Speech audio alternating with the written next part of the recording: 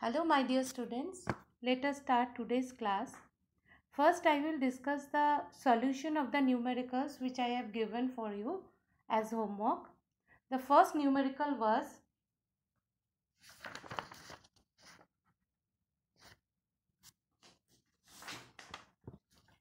an object of 5 centimeter in size is placed at a distance of 20 centimeter from a concave mirror of focal length 15 centimeter. At what distance from the mirror should a screen be placed to get the sharp image? Also calculate the size of the image and draw the ray diagram. So see here, the size of the image is 5 centimeter, means h is plus 5, and the distance of the object, that is 20 centimeter, and it is minus 20 centimeter. As always, the object is in front of the mirror. And see, f is minus 15. Why f is minus 15? For concave mirror, focus is always in front of the mirror, so we have to consider is always as minus 15. Now we have to find the distance of the image, that is v. So for that we have to use the mirror formula, and we know 1 by v plus 1 by u equals to 1 by f. Here you have to substitute the value of f and u with proper sign. See here I have marked the sign with red color to emphasize the sign convention here, and you have to write the proper sign with in bracket, then therefore there will be no mistake. So after calculation we are getting v is minus 60. So the image will be formed at 60 centimeter in front of the mirror, as it is negative. Now next we have to find out the magnification, and here we know m is h prime by h and minus v by u. From here again we have to substitute the value of v, u and h, and we will get the size of the image is minus 15 centimeter, and minus negative sign means the image is inverted and real. So you have to draw the ray diagram. So which condition it is? The focal length is 15 centimeter and the object is at 20 centimeter distance. Means it is between the focus and center of curvature, as center of curvature will be 15 into 2, that is 30 centimeter, and u is 20 centimeter. Therefore the object will be at a distance of between focus and center of curvature. Clear? That situation you have to draw. Next let us discuss the second numericals. It was the radius of curvature of a convex mirror used on a moving car is 2 meter. A truck is coming behind it as a distance of 3.5 meter. We have to calculate the position and the size of the image relative to the size of the truck. And what will be the nature of the image, and we have to draw the ray diagram also. See here, it is a convex mirror. For convex mirror we have to remember focal length or focus will be always positive. But focus is not given directly. Radius of curvature is given, which is r equals to 2 meter. And all of we know focus is the half of the radius of this f equals to r by 2. So the focus is 2 by 2, that is 1 meter, and it is positive as it is convex mirror. Now we have found out the distance of the image, and here also distance of the object, that is the position of the truck, is given, and always object distance will be negative. That's why u is minus 3.5 meter. Now to determine the distance of the image we have to use the mirror formula, that is 1 by u plus 1 by v equals to 1 by f. So again we have to substitute the value of f and u with their proper sign, and we are getting v is equals to 0.78 meter. So thus the truck will be appear to the driver 0.78 meter from the convex mirror, and the image will be behind the mirror as v is positive. Next we have to find out the magnification of the image. and for that we have to use the magnification formula, that is m is equals to minus v by u, and after substituting the value we will get m is equals to 0.22, that is less than 1 and it is positive. As magnification is less than 1 and it is positive, we can conclude the image is smaller in size, diminished, it is erect and virtual. For second solution, you have to draw the ray diagram for convex mirror, and you have to draw the situation where the object is at anywhere between the infinity and pole. Next we will discuss the third numericals. An object 3 cm high is placed at a distance of 10 cm in front of a concave mirror of focal length 20 cm. We have to find out the position, nature and the size of the image formed here, and we have to again draw the ray diagram. Now see, height of the object is 3 cm, as h is always positive, so h is plus 3 cm and u is always negative, so u is minus 10 cm. And focal length for a concave mirror, we have to always remember it is negative and the value is 20, so f is minus 20 cm. Here we have to find out the distance of the image and the height of the image also. For that we have to use the mirror formula, 1 by u plus 1 by v equals to 1 by f. We have to substitute the value of f and u with proper sign, and my advice will be always write the value of f, u or v with proper sign and write them in a bracket. Then remove the bracket after the considering the sign convention. Here the value of v is plus 20 cm. Thus the image is formed at a distance of 20 cm from the concave mirror. Since v is positive, we can conclude the image is behind the mirror and it is virtual. Why behind the mirror? Always positive signs means behind the mirror, it is along the incident ray, and always behind the mirror virtual image is formed, so we can conclude the image is behind the mirror and it is virtual. Now for magnification, again you have to substitute the value of v, u and h in the magnification formula, and magnification we are getting 6 cm, that is the image is magnified here. Clear? Now let us start today's topics. Today we will start refraction of light. So what is refraction of light? Whenever light travels obliquely from one medium to another medium with different density, then light changes its path. I repeat, whenever light travels from one medium to another medium with different density, it changes its path, and from the incident medium the light will fall obliquely to the another medium. If light falls normally, then there will be no changes of path.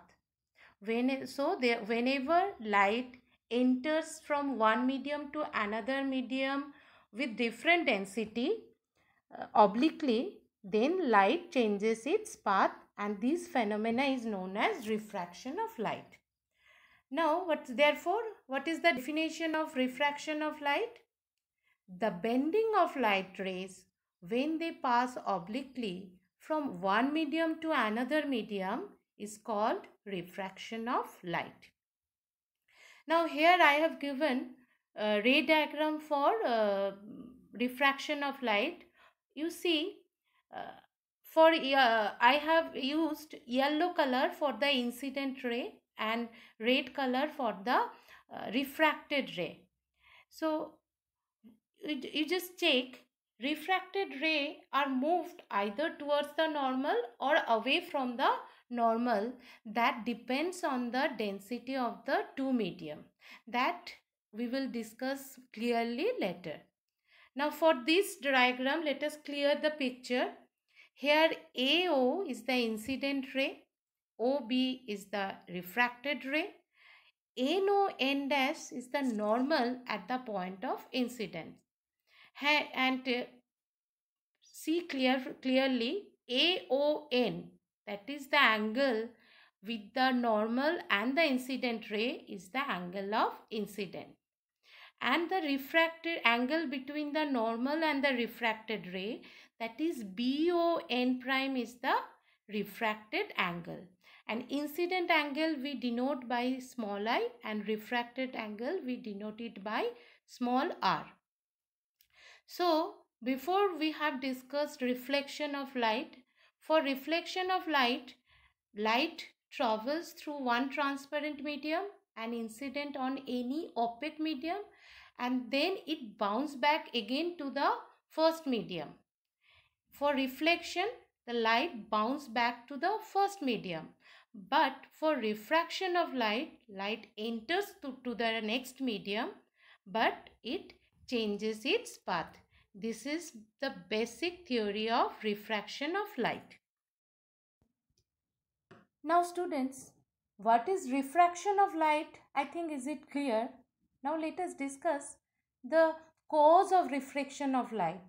Why it happens? Why light changes its path while it enters from one medium to another medium? Now see, every transparent medium has a property known as optical density. Now, what is optical density? Means it is a special property of a transparent medium. Like we know na mass density. Mass density is D equals to mass by volume. D equals to m by v. All of you know that is a special property of a matter. Like that, every transparent medium has a property known as optical density. And with respect to this property, means optical density, transparent media is all transparent media are classified into two categories: optically rarer medium or optically denser medium. For optically rarer medium, optical density is low, and that medium speed of light will be high. Again I am repeating, for optically rarer medium, optical density will be low and speed of light will be high. And for optically denser medium, optical density will be high and speed of light will be low. Means through optically rarer medium, light travels fast. Means which medium is optically rarer, through that medium light travels fast. And the medium which is optically denser, through it light travels slow. Now let us consider the example of air and water. Now with respect to optical density of air is less than optical density of water, and therefore velocity in air, speed of light in air is greater than speed of light in water. Clear? Again we can consider the example of another two medium, water and glass. Now optical density of water is less than optical density of glass, and therefore speed of light in water is greater than speed of light in glass. Therefore we can conclude the refraction of light takes place because speed of light changes when light goes from one medium to another medium. Now you can ask, what is the relation of changing path if the speed of light changes with different medium? That portion we will discuss later, after when we will know the refractive index. That we will in next class we will discuss about that topic. Now what is optical density? I think is it clear? And with respect to optical density, how speed of light changes, it is also clear. Now let us discuss laws of refraction. There are two laws. First law is the incident ray, the refracted ray, and the normal to the surface separating the two media all lie in the same plane. Incident ray, the refracted ray, and the normal to the surface separating the two media all will lie in the same plane. And the second law, the ratio of the sine of the incident angle, that is angle I, to the sine of the refracted angle, that is angle R, is constant for a pair of two media. That is sin I by sin R is equals to a constant, and that constant we denote by n. And this constant is known as refractive index of the medium.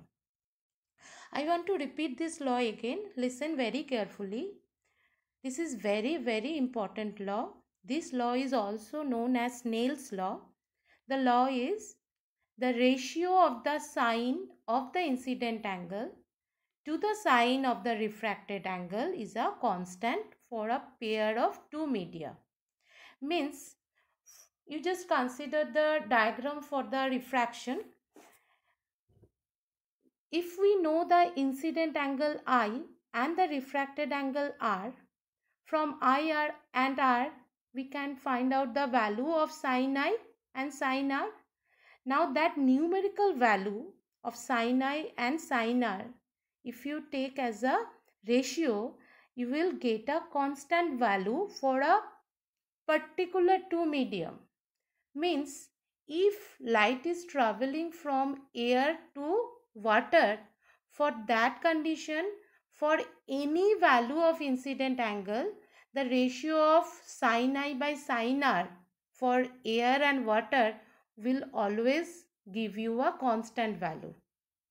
Again, if you consider another two medium like air and glass, and light is traveling from air to glass, for any angle of incident angle, you just consider the sin I and sin R and take their ratio. You will get a separate constant value. For air and glass, always it will be constant. Now if you consider the pair of water and glass, light traveling from water to glass, clear? For that also you just consider any incident angle corresponding to the refractive angle and you take the sine of their ratio, then also you will get a separate constant value.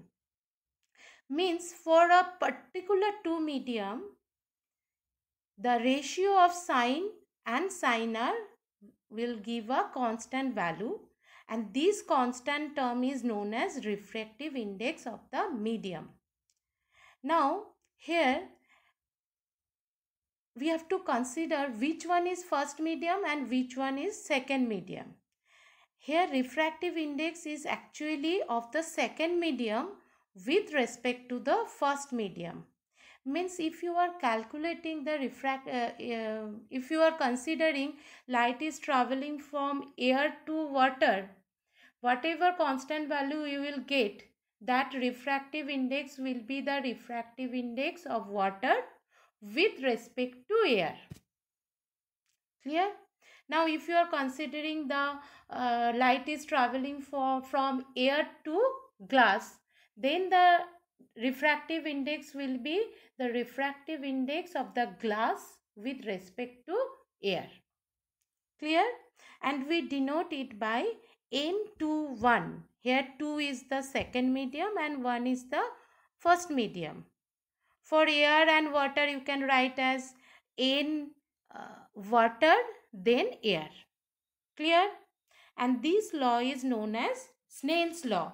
This second law is very important, and it's this law severe time asked in the questions, so you try to understand this second law very carefully.